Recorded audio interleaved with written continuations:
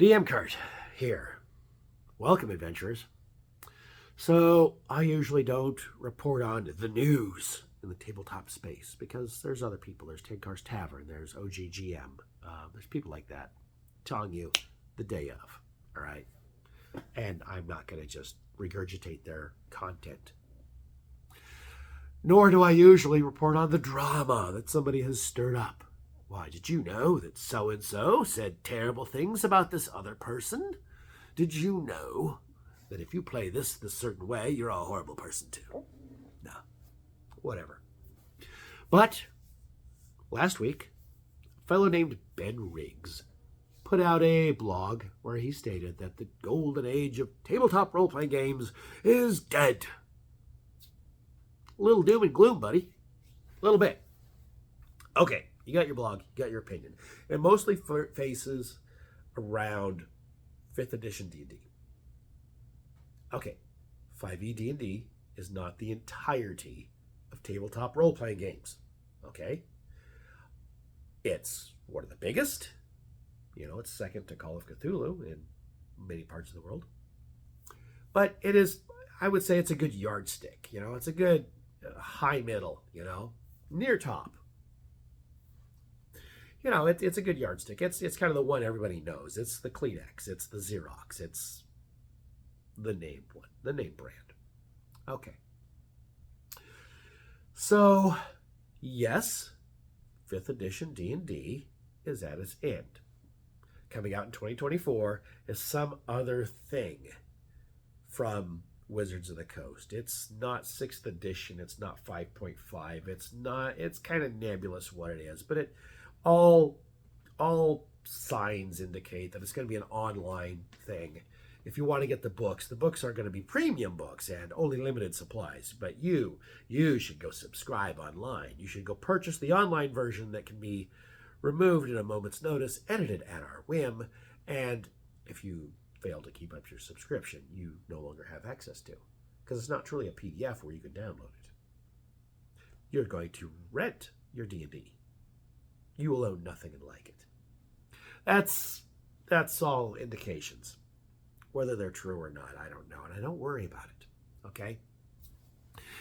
So we have almost always been simultaneously in the best of times and the worst of times for tabletop role-playing games. For the most part. So follow me here. Every edition of D&D has started off the same. Boom, here's your core books. Cool, spike. Everybody buys the core books. Boom, here's some setting books and some supplements. Ooh, those are cool, those are new. We're expanding it, really cool. And then eventually, they put out so many of these supplements that you just get tired. And you just lack anywhere further to go.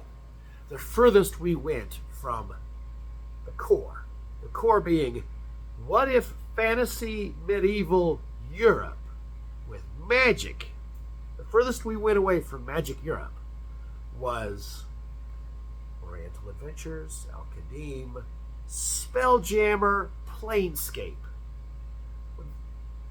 And you get kind of out to a certain point, far away from further distance from magic Europe.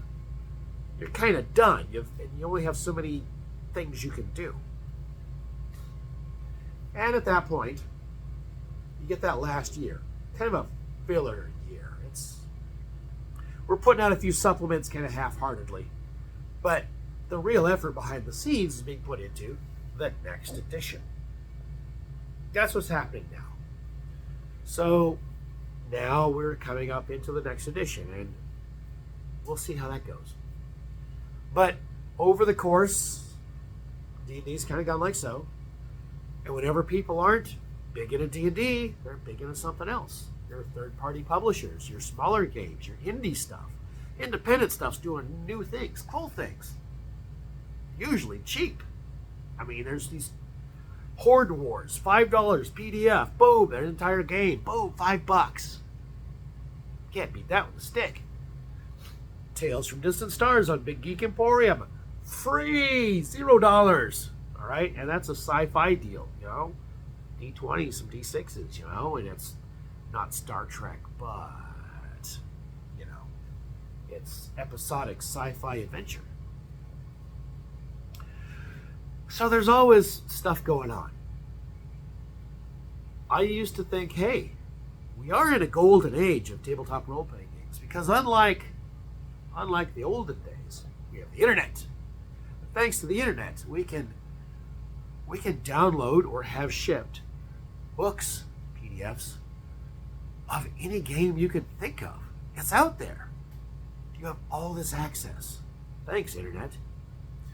You also have access to gaming groups. You can play online. That's really cool.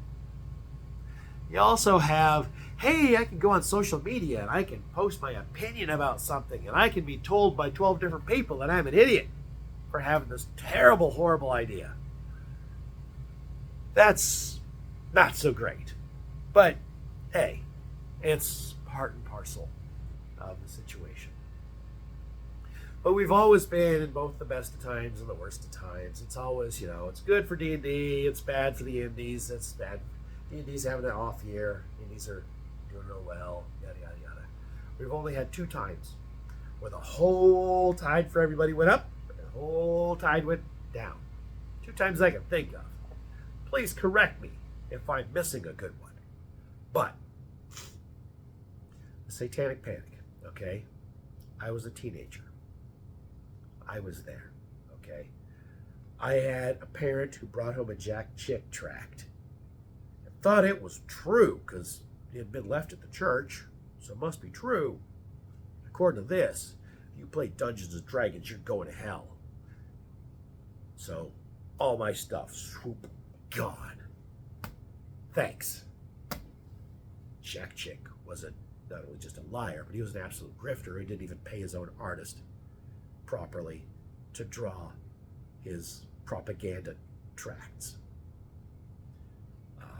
Which went off against the Catholics too. I mean, Chick had a bunch of issues, right? His anti-Catholic stuff, I don't care about. He went after D&D, which caused strife in families like my own. Okay, we had this whole thing where it's really embarrassing to admit in high school that you play Dungeons and Dragons. You're one of those nerds. Okay, not good for the hobby in general. You play Tunnels and Trolls. Any of that stuff. That's D&D. Yeah, that D&D stuff. Yeah, you're bad. Car Wars. I don't know what that is. Sounds nerdy though. Whatever. And then we had the events of 2020, where various governors decided to lock down their states and shut down businesses. Real great for the economy there, guy. But, after you shut down all these businesses and just give everybody money to stay at home, they're going to spend some of that on hobbies. They're going to find something to do. They go online, they get virtual tabletops, they play D&D. D&D Beyond, boom, Digital copies of books, boom, copies of books shipped to their home when people have dared, go out in public to go meet with each other in person. Oh no, you're going to give people the not just the common cold, which, anyway.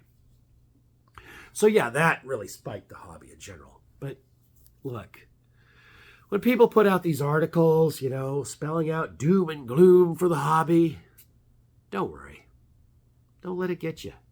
Just meet with your friends, play with your friends, have fun, even if you have to meet them online. But I prefer in-person gaming because that's the real deal. Anywho.